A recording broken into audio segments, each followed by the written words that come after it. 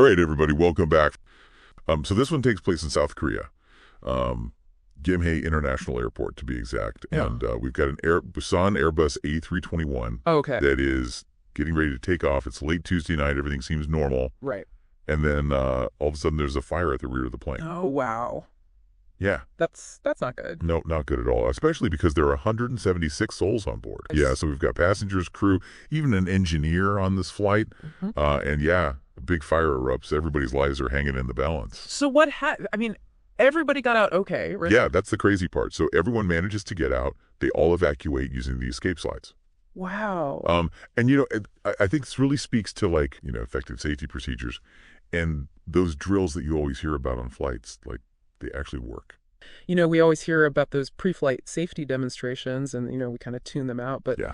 but I mean, this event really shows how important it is to pay attention Right. and to really understand how to react if there is an emergency. It's not just about strapping on your seatbelt. It's about understanding, the layout of the plane, where the exits are, and, just how to stay calm and, get out as quickly and safely as possible. Yeah, I mean, and in these situations, it seems like every second really does count. And, another thing that really impressed me about this incident was how quickly the National Fire Agency was on the scene. They had the fire completely extinguished within an hour.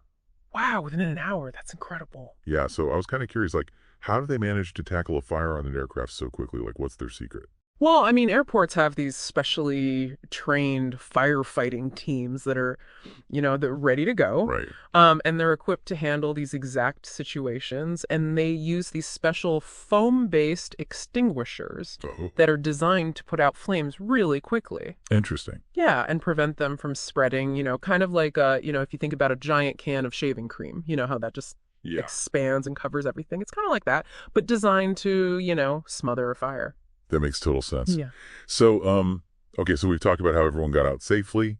We've talked about how the fire was extinguished. Right. But I think the big question that's on everyone's mind is Yeah. what caused this fire in the first place? Right. Like, where did it even come from? Exactly. So, I mean, could it have been an engine issue? It's definitely a possibility. I mean, the A321 is generally considered a pretty reliable model. They've got a good track record. But there have been incidents in the past. There have been cases of engine surges or electrical faults leading to fire. Okay, so it's not unheard of for this type of aircraft. Exactly. So, how do investigators even go about figuring out what went wrong in a situation like this? Well, it's not like they can just pop the hood like you would with a car. Right. But luckily, aircraft are equipped with these things called black boxes. Right. And these black boxes, they record all the flight data and the cockpit conversations, and that can give investigators, really important information about what was happening in the moments leading up to the fire. Oh, that's fascinating. Yeah. And then, they'll also analyze the wreckage,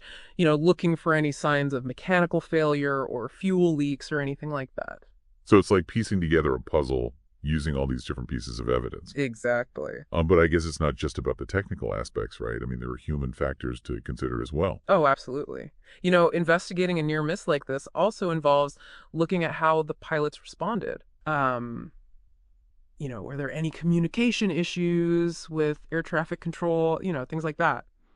So it's really about understanding the whole system. Yeah, the whole system and all the people involved. So this incident really highlights just how complex aviation safety is.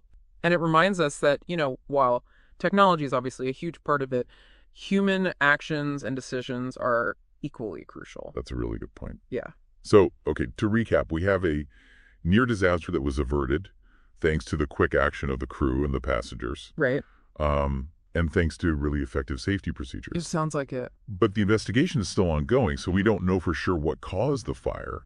But, hopefully investigators will be able to piece together all the evidence and figure out what happened. Yeah, and while we wait for those official findings, I think it's worth thinking about, all the things that went right in this situation. Yeah. The crew's training the speed of the emergency response, the passengers staying calm during the evacuation. I mean, could the outcome have been different if any one of those things had gone wrong?